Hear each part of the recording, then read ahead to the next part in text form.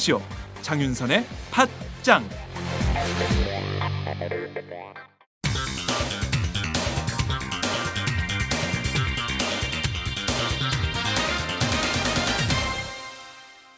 전혀 다른 뉴스. 전혀 다른 뉴스 시작하겠습니다. 새누리당 친이명박계 핵심이자 당내 개혁 블록을 형성했던 정두원 의원 그리고 정태근 전 의원이 최근 잇따라 언론에 쓴소리를 퍼붓는 등 또다시 당내에서 새로운 혁신 재개 움직임을 보이고 있어 주목을 받고 있습니다. 새누리당의 대표적인 쇄신파였던 두 사람의 동시 활동 재개. 이로써 새누리당 안에서 사실상 자취를 감췄던 쇄신 혁신 그룹이 재구성이 될지 여부를 두고 세간의 관심이 주목되고 있는 상황입니다. 오늘은 오마이뉴스 정치부 이경태 기자를 통해서 관련해서 자세한 얘기를 좀 들어보도록 하겠습니다. 이 기자 나와 계신가요? 네, 안녕하세요. 이경태입니다. 네, 오랜만입니다. 네, 오랜만입니다. 네, 좀 자주 출연하세요. 자, 우선 두 정치인의 복귀가 굉장히 화제가 좀 되고 있습니다. 왜 이렇게 화제가 되는 걸까요? 일단 공백 상태였던 여당 내 야당 역할을 기대하고 있는 거 아닌가 싶습니다. 김무성 체제가 이제 그동안 청와대와 친박주의를 견제했던 비주류 다수가 당권을 지게 되는 거였죠. 그렇습니다. 그러다 보니까 이제 뭐 김무성 체제가 들어서면서 그런 여당 내 야당 역할이 비어 있는 상태인데. 네. 김무성 당대표도 전당대회 당시에는 할만하는 당대표를 자임했다가 뭐 여러 가지 현안 볼 때 그 말을 지키지 못하고 있습니다. 네. 김문수 위원장이 이끄는 보수혁신특위도 마찬가지로 좀 질이 멸렬하고요. 그렇죠. 그리고 가장 큰 근본적인 이유는 19대 국회 들어서 새누리당의 소장파가 좀 모래알같이 흩어져 버렸습니다. 그러니까요. 16대 국회에서는 맞습니다. 미래모임, 17대에서는 수요모임, 18대에서는 민본 21 이렇게 소장파 그룹이 있었거든요. 네. 그런데 6월 지방선거 거치면서 남경필 원희룡도 빠지고 그리고 이제 뭐 경제민주화 실천 모임도 약간 좀 흔들리는 상태였습니다. 이런 상태에서 정정 브라더스가 들어온 거죠. 여긴 또 정정 브라더스구나. 우리는 종창 브라더스인데. 제가 보니까 김무성 대표는 송구 전문 정치인이 됐어요. 무슨 박근혜 자기가 뭐 막 멋있게 개헌론 딱 꺼냈다가 박근혜 대통령이 한 말씀 딱 하시면 송구합니다. 그래서 기자들 사이에 송구 전문 정치인이 됐다 이런 평가를 받고 있는데 실제로 소장파의 경우도 제가 최근에 국회를 이렇게 다녀보면 이분들이 주로 국회 건너편에 카페 되게 많지 않습니까? 네. 그 카페에서 주로 커피숍에서 정치를 하시더라고. 주로 거기서 3, 4, 5 모여가지고 무슨 얘기를 그렇게 하시는지 주로 국회보다는 저는 국회 밖에서 카페에서 그분들을 자주 만나는 이런 상황이에요. 자, 그런데 이 두 사람은 이명박 정부 당시 개국공신 아닙니까? 그래서 대표적인 친이계로 분류가 좀 되고 있는데 일단 지금은 좀 친박이 주류를 형성하고 있으니까 그리고 이제 좀 연세가 많으신 고연령의 친박이 핵심이다 보니까 상대적으로 지금은 그 친이계가 뒤로 밀려나서 이분들이 좀 그동안 활동이 더 주춤했던 것이 아니냐 이런 분석도 있는 것 같은데 어떻게 보십니까? 일단 두 사람은 친이계와 결이 좀 다르죠. 18대 총선 앞두고 이명박 전 대통령 친형인 이상득 전 의원의 불출마를 요구하는 50부인 중 한 명이었고, 네. 그리고 대선 이후에도 뭐 이상득 의원이라든가 왕차관인 박영준 전 차관 등과 뭐 정권 실세와 맞서왔어요. 네. 그러다 보니까 그 MB 쪽에서도 이들 좀 가혹하게 다뤘습니다. 2012년 민간인 사찰 사건 당시에 네네. 두 사람의 아내들도 사찰 대상에 꼽혀 있었습니다. 남편들이 아내의 사업을 위해서 뭐 정치적 영향력을 행사하지 않았는지 뭐 이렇게 살펴본 건데. 남편들이 아내가 하고 있는 사업을 위해서 뭔가 정치인으로서 영향력을 행사했을 것이다라고 보고 MB 정부가 이 두 사람의 부인들을 사찰했다는 거예요. 그죠? 네, 그렇죠. 네. 그래서 이들은 사실 친이 친박으로 분류하는 건 사실 좀 의미가 없고요. 아이고 의미 없다. 약간 독립군 정도의 뭐 좀 다른 성격이라고 해야 될까요? 네. 기존 계파 성격 내에서는. 네.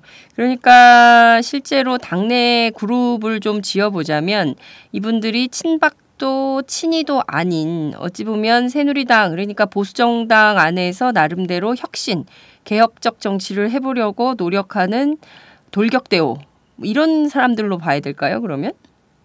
네, 그렇습니다. 뭐 예를 들어서 그 17대 국회 때 수요 모임이 네. 사실 그때 저희 대선 국면이 박근혜, 이명박, 손학규 이렇게 될 때 좀 흩어졌었거든요. 그렇죠. 그때 이제 소장파들이 친이 친박으로 분류가 됐었지만 오히려 대선이 끝난 다음에는 그 소장파들이 또 재결집되는 양상이 있었어요. 네네. 그 안에서도 특히 정택은, 정두원 의원은 그런 핵심 소장파들의 리더라고 할 수 있죠. 네. 그러면 지금 보면 당이 워낙 친박이 대세고 거기 친이계가 있긴 하지만 뭐 센 힘을 발휘하진 못하는데 친박도 친이도 아니면 이 두 사람은 그냥 원어브댐 그냥 당내에서 모래알 같은 그런 존재가 아니냐 이런 비유도 가능할 것 같은데요. 네, 뭐 일리 있는 지적입니다. 네. 실제로 뭐 정택은 전 의원이야 지금은 평당원이고요. 정두원 의원도 얼마 전까지 이제 불법 정치 자금 수수 혐의로 기소됐다가 기사회생했죠. 그렇죠. 대법원의 무죄 판결을 받고. 그럼에도 이제 두 사람이 당내 긴장감을 불어넣고 있는 거는 사실입니다. 뭐 당장 정두원 의원은 뭐 라디오 인터뷰에서 굉장히 세게 얘기했죠. 자원외교라든가 원칙론자라서 제대로 얘기를 하겠다. 뭐 이런 얘기를 했고 정택은 의원도 뭐 전날 라디오 인터뷰에서 이명박 정부 때처럼 퇴보하고 있다라고 일침을 놨죠. 게다가 제가 좀 개인적으로 주목하는 것은 2011년 한국판 법피세 일종의 부유세였죠. 구간을 늘리는 그 작업 때도 이 두 사람과 김성식 전 의원이 상당 역할을 했습니다. 당내에서 뭐 그렇죠. 친박이나 정두원. 네, 실제로 지금은 대통령이신 박 대통령이 부정적 의사를 밝히면서 이게 약간 주춤했거든요. 이 상황에서 정두원, 정택은, 김성식 등이 그 당내는 물론 야당 의원들까지 전방위적으로 설득에 나선 거예요. 그리고 부유세를 도입해야 된다. 네, 그렇죠. 그리고 탈당까지 액션을 취해가면서 만들어낸 작업이었습니다. 이미 뭐 결과물을 만들어내는 여야를 뛰어넘어서 협치를 이미 경험하고 만드는 그런 정치력을 발휘한 그런 역사가 있는 거죠. 그러면 사실 이 두 사람이 지금은 사실 굉장히 뭐 평당원이고 뭐 이제 뭐 대법에서 무죄 판결 받은 지 이제 뭐 한 나흘 정도 됐나요? 21일이니까 얼마 되지도 않고 그래서 지금은 사실상 드러나지 않는 아주 작은 존재이지만 정택은 의원은 지역위원장 선거에서 지역위원장이 되고 또 정두원 의원은 무죄 판결을 받았으니까 앞으로는 이분들의 역할에 상당히 큰 주목을 해도 되겠다. 그 여당 안에 실질적 야당 역할을 세게 할 수 있는 두 정치인이다. 이렇게 볼 수 있다는 거죠? 네, 그렇죠. 자, 그런데 정택은 전 의원의 경우에 예결위에서 감사원 감사부터 해야 된다. 그게 무슨 얘기냐면 지금 문제가 되고 있는 사자방 국감 관련해서요. 특히 이제 자원외교 관련해서는 지금 감사원 감사부터 해라. 뭐 이런 얘기를 했어요. 그러니까 정두원 의원에 비해서는 조금 정택은 의원이 더 보수적인 이런 느낌을 받거든요. 네, 안 그래도 정택은 전 의원이랑은 어제 전화 통화를 했습니다. 아, 그러셨어요? 예. 네, 방법론적인 차이 같습니다. 자원외교가 문제가 있고 분명히 살펴봐야 되는 사업이다라는 인식 자체는 두 사람이 차이가 없어요. 특히 정택은 전 의원은 18대 국회 당시에 의원회관 사무실에 가면은 세계 전도를 펼쳐가고 자원외교 포인트를 다 적어놨던 사람이거든요. 아, 그래요? 네, 그 정도로 자원외교 사업이 뭔가 잘못되고 있다.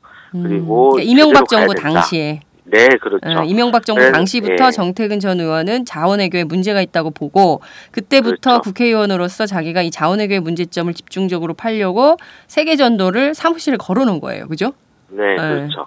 실제로 자원외교를 주도했던 사람이 이들과 굉장히 이제 척을 졌던 이상득 전 의원이라든가 박영준 차관 등이거든요. 그래서 정택은 의원이 실제로 카메룬 다이아몬드 강산 비리 사건은 밝혀냈고요. 맞습니다. 네네. 네, 이것도 사실 정택은 전 의원이 예결위원인데 당시 감사원 감사를 청구하는 과정에서 당에서는 막았다는 겁니다. 청와대도 당연히 이게 마땅치 않았고 당의 입장에서도 이거를 수용하기 힘들었는데 그때도 정택은 의원이 탈당을 거론하면서 뚝심을 발휘해서 밀어붙여서 결국은 만들어낸 거거든요.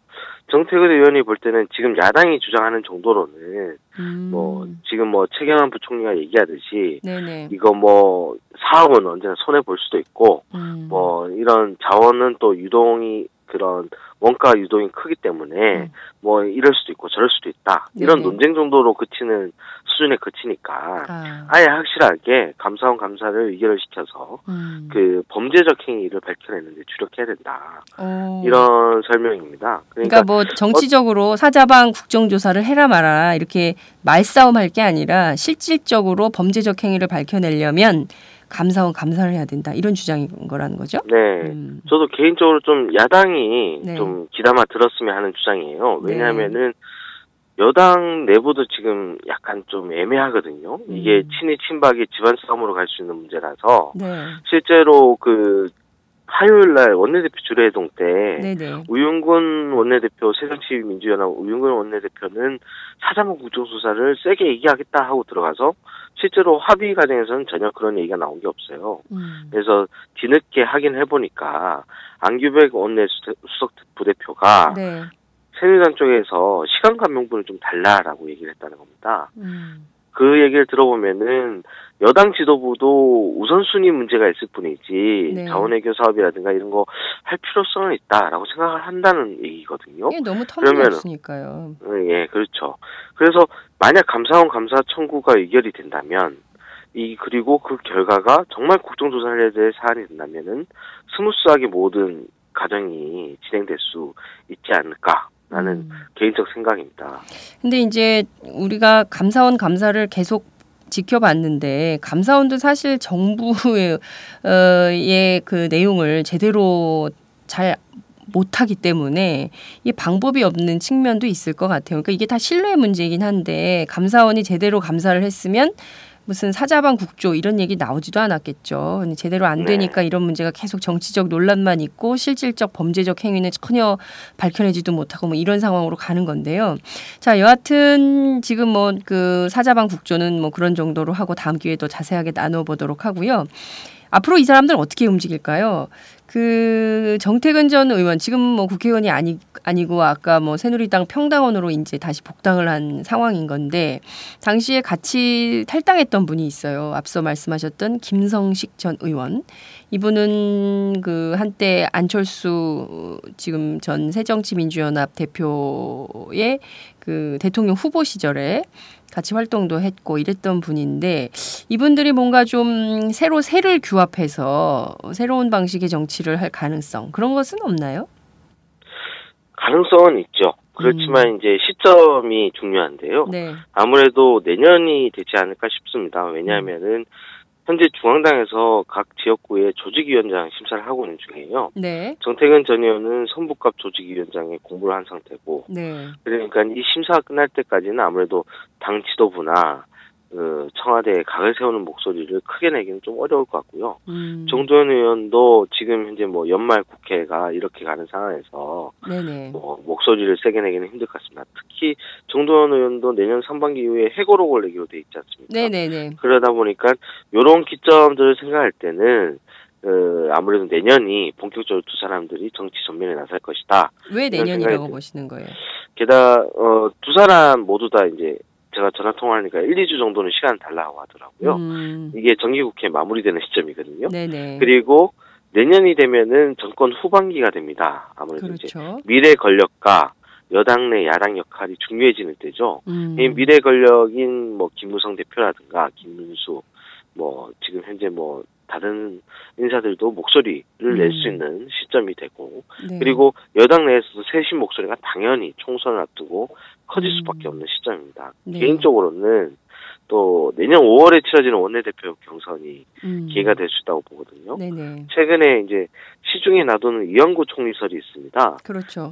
정치권 안에 파다하던데요. 다음 총리 이완구다. 이완구 원내대표가 총리로 가게 된다면 내년 5월에 돼 있는 원내대표 경선이 당겨지게 됩니다. 그러면은 지금 현재 이주영 해수부 장관과 유승민 의원 간에 이제 2파전으로 간측이 되는데 이 재밌는 거는 이주영 장관이 정도현이 구치소에 있을 때 면회를 자주 갔어요. 아, 그래요? 네. 게다가 정 의원이 감옥 생활 중 기억에 남는 인물로도 이주영 장관을 꼽았습니다. 그 세 번째 면회 온다고 하셔서 제발 오지 말라고 그러셨다. 그래요. 예. 그런 얘기를 했어요. 그러면은 원내대표 경선이라는 게 당내 세를 좀 규합하는 그런 성격이 있지 그렇죠. 않습니까? 네.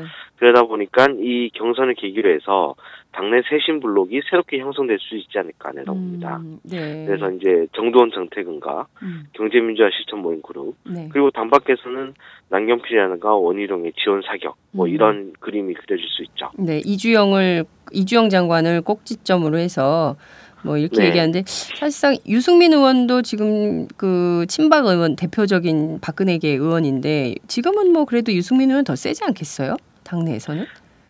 그렇죠. 유승민 의원도 확실히 그 친박이긴 하지만 네. 지금 최근 행보를 보면 탈박에 가깝죠. 유승민 의원도 굉장히 소신 있게 네. 그 뭐 국방위라든가 여러 가지 현안 문제에 대해서 얘기를 하고 있습니다. 네. 그런데 유승민 의원이 아무래도 원내대표 경선이 있다 보니까 그런지 네. 몰라도 현안에 대해서는 굉장히 말을 아끼는 편이에요. 네. 예를 들어서 뭐 올해 그 국회의원 연찬회 때도 기자들과 상당히 늦은 시간까지 같이 있었거든요. 네. 그런데 참 시원한 얘기는 나오지 않더라고요. 그래요. 네, 개인적으로 좀 아쉬운 부분입니다. 유승민 의원은 상당히 높게 평가하는 사람이 많습니다. 네, 당내에서. 예. 네. 그 보면 지금 어찌됐든 이주영 해수부 장관이 사임의 뜻을 분명히 밝히고 있기 때문에 조만간 개각은 될 터인데 12월 늦어도 이제 내달에는 개각이 있지 않겠냐 이런 언론의 관측이 쏟아지고 있는데요. 관련해서 앞으로 그 새누리당 원내대표 경선 이것도 주목해서 봐야 될 포인트가 아닌가 이런 생각이 좀 듭니다. 자, 그러면 앞서 쭉 우리가 얘기했던 이 새누리당 안의 쇄신 블록 이것이 형성이 된다면 그 꼭대기 구심점은 누가 될까요? 뭐 저는 사실 뭐 정태근, 정두원 두 사람 다 손색이 없다고 봅니다. 일단 정두원 의원은 이재호 의원은 제외하고 새누리당 내에서 서울 지역 국회의원 중 가장 최다선이거든요. 아, 그러네요, 진짜. 삼선이네요. 네, 예. 네, 중진이죠. 네. 그러다 보면 이제 아무래도 목소리에 힘이 실릴 수 있는 이제 네. 선수가 된 거고. 그런데 개인적으로는 약간 정태근 전 의원에 약간 좀 쏠려요.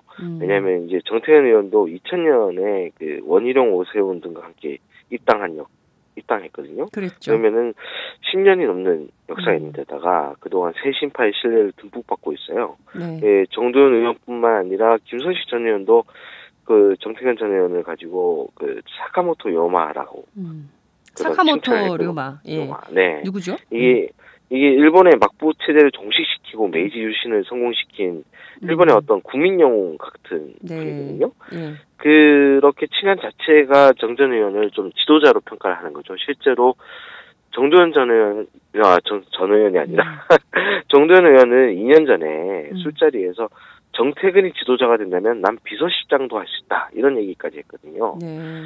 예, 그런 거는 보면은 어떻게 보면 알게 모르게 정태근 의원이 내부에서는 약간 지도자급으로 좀 있다 이렇게 볼 수 있지 않을까 싶습니다. 새누리당에 정태근이 있다면 새정치민주연합엔 안희정 뭐 이런 정도의 그 자기 내부 정치 논리가 아닌가라는 생각도 좀 듭니다. 밖에서 보자면요. 안에서야 네. 뭐 정태근이 지도자가 되면 난 비서실장도 할 수 있다. 술자리에서 이런 얘기를 할 수 있지만 실제로 그런 상황이 됐을 때 이분들이 어떤 선택을 할지 그것은 조금 더 주목해서 지켜봐야 되지 않을까 이런 생각이 좀 들기도 합니다. 자, 오늘 아침에 일찍 그 새누리당 그 혁신그룹 앞으로 어떻게 될지 살펴봤는데요. 앞으로 더 많은 재미있는 얘기들을 전해주시면 좋겠습니다. 오늘 말씀 감사합니다. 네, 감사합니다. 네, 지금까지 오마이뉴스 정치부 이경태 기자와 함께했습니다.